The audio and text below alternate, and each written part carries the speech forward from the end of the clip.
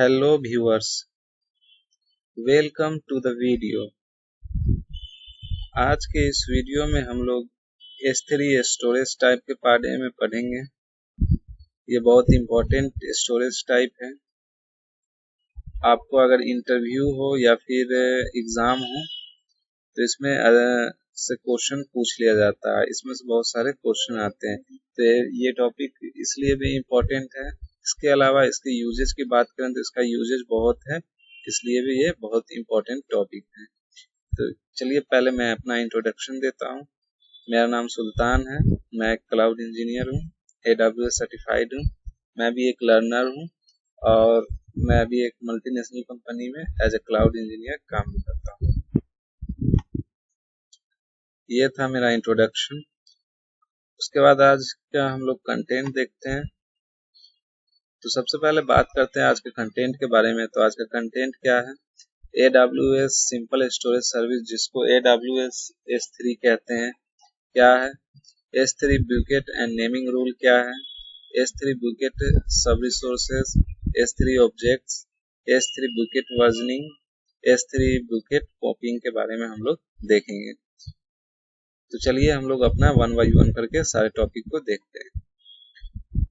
सबसे पहले अगर हम लोग बात करें कि AWS सिंपल स्टोरेज सर्विस होता क्या है, सबसे पहले तो इसका फुल फॉर्म देखते हैं। S3 का क्या होता है? Simple storage service.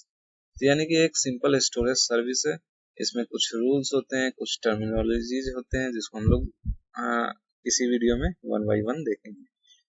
सबसे पहले बात करते हैं कि S3 क्या है। तो S3 एक ऑब्जेक्ट बेस्ड स्टोरेज है।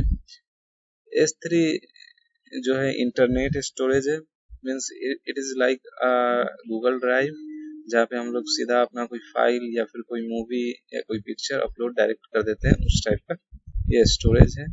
यह simple web service interface for simple storing and retrieving for any amount of data, यानी कोई भी कितना भी अमाउंट ऑफ डेटा को हम लोग सिंपली स्टोर कर सकते हैं या फिर उसको हम लोग रिट्रीव कर सकते हैं किसी भी समय कहीं से भी, थ्रू इंटरनेट के थ्रू। इंटरनेट का बात HTTP या HTTPS। S3 distributed data stored architecture where object are redundantly stored in multiple locations। तो क्या होता है कि S3 का जो डेटा हम लोग स्टोर करते हैं या फिर अपलोड करते हैं S3 बुक में, तो डेटा क्या होता है कि अमेजन का जो है वो हम लोग का डेटा रखता है। तो उस डेटा को वो 3 लोकेशन पे वो रखता है। वो हमें नहीं पता होता वो कहाँ रख रहा होता है, लेकिन वो अमेजन अपने एंड से उसको रखता है। अब चलिए हम लोग नेक्स्ट स्लाइड देखते हैं। अब हम लोग बात करते हैं S3 बुकेट। ये S3 में बहुत इंपॉर्टेंट टॉपिक है। S3 बकेट क्या होता है? तो S3 बकेट क्या है कि जो भी हम लोग S3 में जो डेटा स्टोर करते हैं वो क्या चीज में होता है स्टोर? बकेट। जैसा कि आपने ध्यान दिया होगा S3 का अगर सिंबल स्टार्टिंग में, तो S3 का सिंबल यहाँ ग्रीन कलर का दिख रहे होंगे कॉर्नर में। तो ये क्या है? एक हम लोग के घर में जो बकेट यूज होता है पानी भरने के लिए, तो उस बकेट के शेप का आप लोग को लगेगा। तो बेसिकली इसका पीछे आइडिया क्या है कि बकेट जो है एक फोल्डर होता है, या फिर आप ये कह सकते हैं कि एक तरीके का ड्राइव होता है, जिसके अंदर हम लोग कोई भी टाइप का डेटा हम लोग रख सकते हैं या फिर कोई भी डेटा उसमें हम लोग अपलोड कर सकते हैं। तो वो होता है बकेट। तो बकेट एक तरीके का फोल्डर या ड्राइव है। हम लोग बकेट के अंदर बकेट नहीं बना सकते हैं। नेस्टिंग का मतलब होता है कि एक फोल्डर या फिर ड्राइव के अंदर दूसरा, एक पेरेंट के अंदर चाइल्ड को होना बकेट कहलाता है। मीन्स कि एक फोल्डर के अंदर सब फोल्डर बना दिए, उसी तरीका से बकेट के अंदर बकेट हम लोग नहीं बना सकते हैं। बकेट का जो मैक्सिमम कैपेसिटी होता है वो कितना होता है? तो बकेट का मैक्सिमम कैपेसिटी जो होता है वो 5 TB तक का हो सकता है। बकेट का ऑनरशिप हम लोग ट्रांसफर नहीं कर सकते हैं। बकेट का हम लोग जो है ट्रांसफर ऑनरशिप नहीं कर सकते हैं, लेकिन हम लोग उसको शेयरिंग पॉसिबल है उसका। S3 बकेट जो है वो रीजन स्पेसिफिक है, यानी कि किसी रीजन में हम लोग अगर इसको बना दिए हैं तो फिर वो दूसरे रीजन से एक्सेस नहीं होगा, सेम रीजन से ही एक्सेस होगा। हम लोग को जो एक अकाउंट में हम लोग 100 बकेट बना सकते हैं, ये इसको हम लोग एक्सपेंड कर सकते हैं रिक्वेस्ट के थ्रू। हो सकता है कि वीडियो में कुछ नॉइज आ रहा हो, क्योंकि मैं अभी घर पे नहीं हूँ, घर पे के बाहर से वीडियो बना रहा हूँ, इसलिए उसको थोड़ा मैनेज आप लोग कर लीजिएगा। अब हम लोग बात करते हैं S3 बकेट और उसके नेमिंग रूल के बारे में। तो S3 बकेट हम लोग जान चुके हैं क्या होता है, उसका नेमिंग रूल आपको सामने दिख रहा होगा। तो क्या है S3 बकेट, जिसको हम लोग की भी कहते हैं, वो globally unique across all AWS। तो क्या है कि S3 बकेट का नाम जो होता है वो यूनिक होना चाहिए, ऐसा नेम जो कि किसी भी ग्लोबली यानी कि AWS का S3 बकेट नाम किसी से मैच नहीं करना चाहिए, चाहे वो कोई भी रीजन हो, लेकिन S3 बकेट का नेम यूनिक होना चाहिए। S3 बकेट का नाम हम लोग चेंज नहीं कर सकते हैं क्रिएटेड के बाद, ये याद ध्यान रखिए, ऐसा क्वेश्चन एग्जाम में कभी कभी डायरेक्टली आ जाता है। S3 bucket delete it's name again available for use, यानी कि S3 अगर हम लोग बकेट डिलीट कर देते हैं तो उसका नाम दोबारा से अवेलेबल हो जाता है AWS अकाउंट में, कोई दूसरा उस नेम से कोई यूज कर सकता है। S3 बकेट नाम रखने का हम लोग मिनिमम 3 और मैक्सिमम 65 कैरेक्टर तक रख सकते हैं। S3 बकेट का जो नेम होता है वो URL जब एक्सेस करते हैं हम लोग बकेट, तो उसमें वो प्रेजेंट होता है।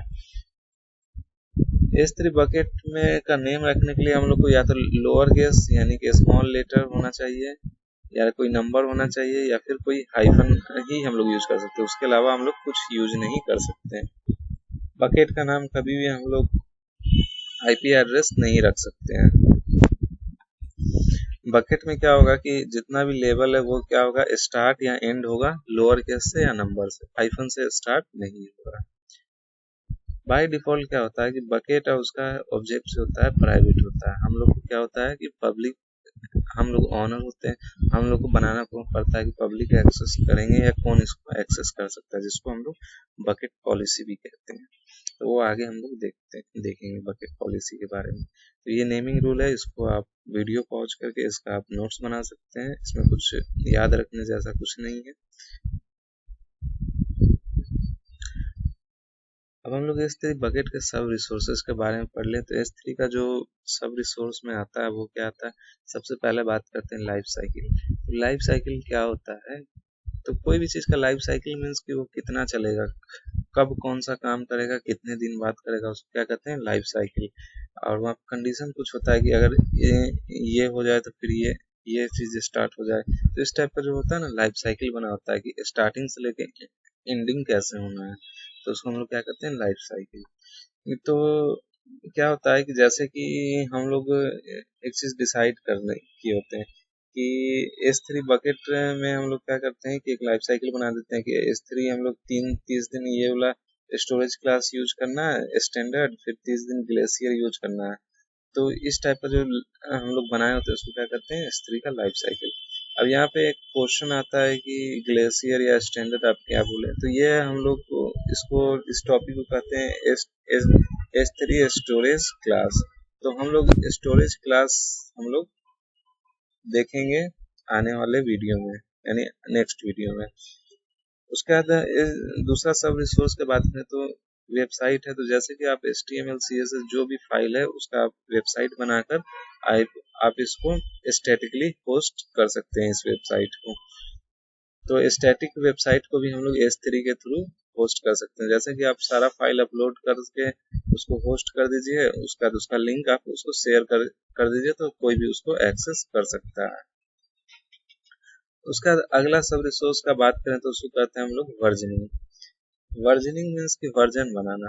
अब बहुत सारे लोग वर्जन क्या होता है, तो वर्जन क्या होता है कि कॉपी कोई एक, सबसे पहले तो एक मेन कोड होता है उसका, उसमें कुछ और चेंज करके एक नया वर्जन बना देते हैं कुछ अपडेट करके, फिर इसमें कुछ और अपडेट करके एक और नया वर्जन बन जाता है, इसी को क्या कहते हैं हम लोग वर्जन। तो इस तरह में वर्जनिंग क्या होता है,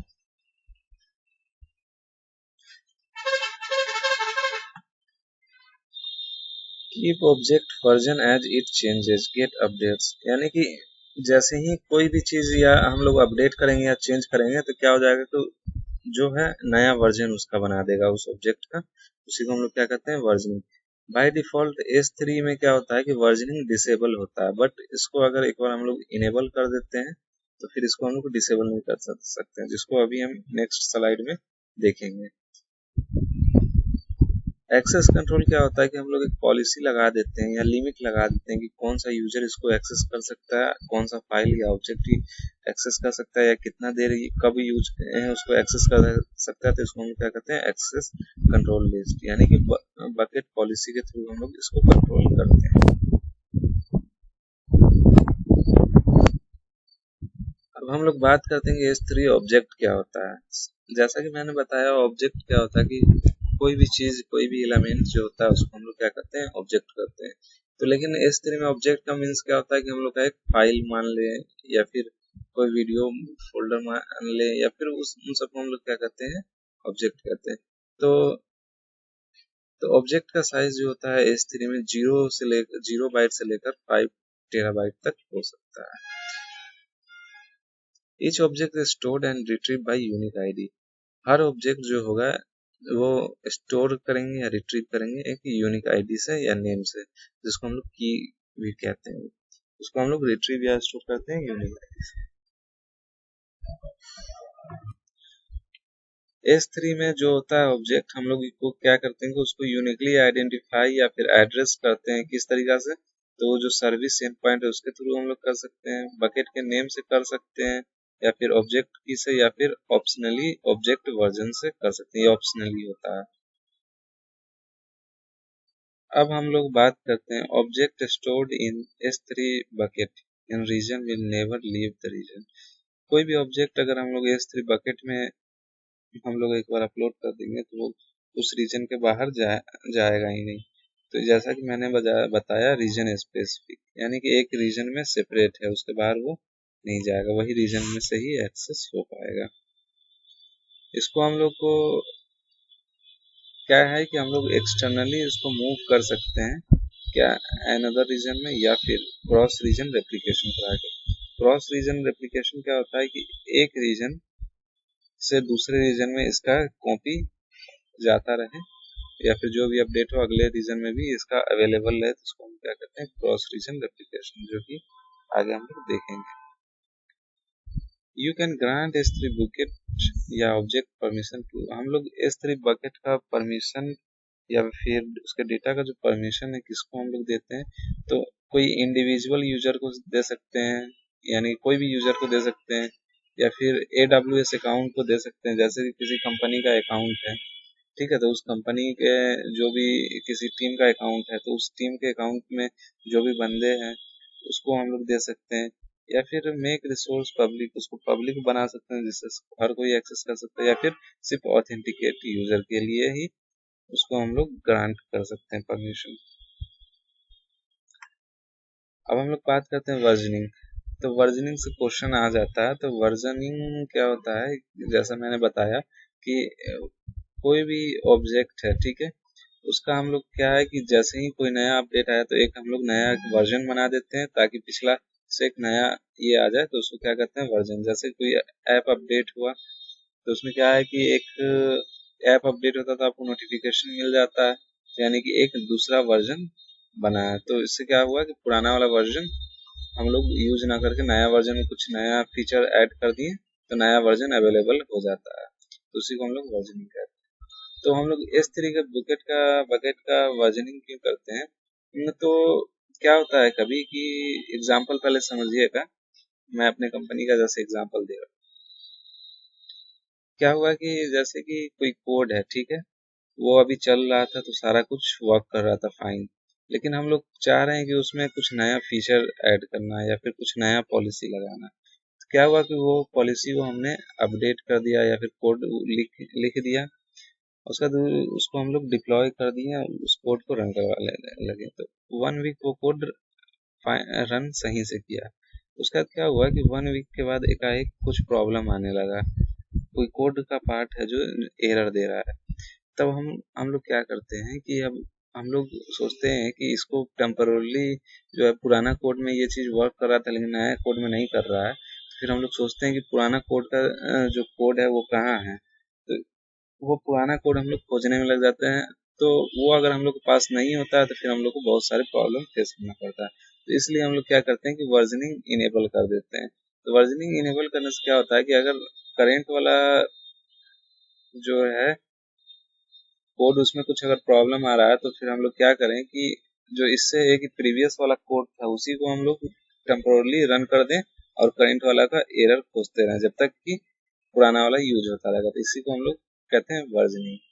वर्जनिंग यूज करने का एक और रीजन ये है कि इसमें क्या होता है कि हम लोग को एक्सीडेंटल यानी गलती से कोई डेटा का कोई ऑब्जेक्ट हो गया या फिर कोई डेटा हो गया डिलीट हो गया या फिर उसमें हम लोग ओवरराइट यानी कुछ लिख दिए, तब भी हम लोग वर्जनिंग करेंगे तो उससे हम लोग को पता चल जाएगा कि क्या गलती हुआ या फिर क्या चीज़ हम लोग नया चीज़ लिखें। वर्जन का हम लोग डेटा रिटेंशन डेटा को रिट्रीव करने के लिए भी यूज करते हैं।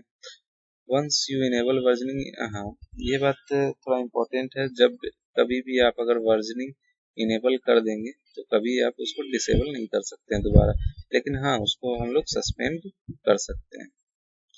जब हम लोग वर्जनिंग इनेबल करते हैं और हम लोग क्या करते हैं कि ऑब्जेक्ट डिलीट करना चाहते हैं, जैसे कि हम लोग वर्जनिंग इनेबल कर दिए उसका हम लोग ऑब्जेक्ट डिलीट करना चाहते हैं, तो क्या होता है कि उस ऑब्जेक्ट में डिलीट का मार्कर लग जाता है यानी एक टाइप का सिंबल लग जाता है डिलीट का, लेकिन फिर भी हम लोग उस ऑब्जेक्ट को देख सकते हैं और उसके साथ साथ डिलीट मार्कर का ऑप्शन देख सकते हैं, लेकिन वो ऑब्जेक्ट रहता है, हम लोग देख सकते हैं उसको। आपको जो है वो S3 का जितना भी स्टोरेज है, ठीक है, जितना भी वर्जन स्टोर्ड है उसका आपको चार्ज देना पड़ता है, ठीक है। अगर हम लोग मान लीजिए कि कुछ ऑब्जेक्ट एक S3 बकेट बनाए उसमें 4-5 हम लोग फाइल अपलोड कर दिए, उसके बाद हम लोग वर्जन क्या करते हैं कि इनेबल करते हैं, तो उस केस में क्या होगा कि जो 4-5 फाइल पहले से अपलोड है वर्जन इनेबल करने से पहले, तो उसका वर्जन आईडी जो क्या होगा कि नल होता है, ठीक है। बकेट का 3 स्टेज होता है, इनेबल, सस्पेंडेड, अनवर्जन।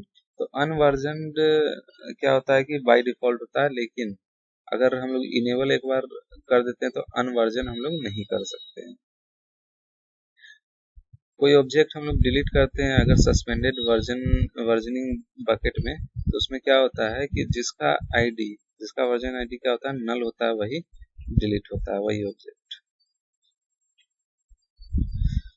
अब ये हम लोग लास्ट स्लाइड है, इसको हम लोग देख लेते हैं ये होता क्या है। तो S3 बकेट कॉपिंग, S3 बकेट कॉपिंग के मीन्स कि हम लोग S3 को बकेट को कैसे किस तरीके से कॉपी कर सकते हैं। Copy operation create copy of an object. Copy operation क्या करता है कि किसी भी ऑब्जेक्ट का एक कॉपी क्रिएट कर देता है जो कि S3 में ऑलरेडी स्टोर होता है। हम लोग जो कॉपी है 5 GB तक एक सिंगल एटॉमिक ऑपरेशन में हम लोग क्रिएट कर सकते हैं। एटॉमिक ऑपरेशन मतलब एक साथ, तो एक साथ 5 GB तक का हम लोग कॉपी कर सकते हैं किसी ऑब्जेक्ट का।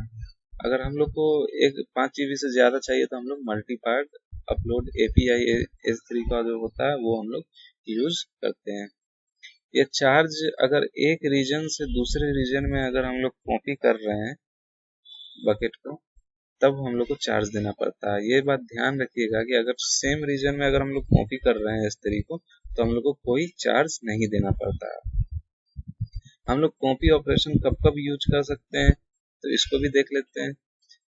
हम लोग को कोई एडिशनल कॉपी चाहिए होता है तब हम लोग यूज कर सकते हैं। हम लोग को अपना ऑब्जेक्ट का नाम चेंज करना है तो क्या करते हैं कि हम लोग ऑब्जेक्ट को कॉपी कर देते हैं, एक नया नाम दे देते हैं और उसमें वो कॉपी कर देते हैं। तो रीनेम करना ऑब्जेक्ट का तब कर सकते हैं हम लोग जैसा बताएं, एक रीजन से दूसरे रीजन में अगर मूव करना हो या फिर कॉपी करना हो तब भी कर सकते हैं, या फिर हम लोग का स्टोरेज क्लास चेंज करना हो।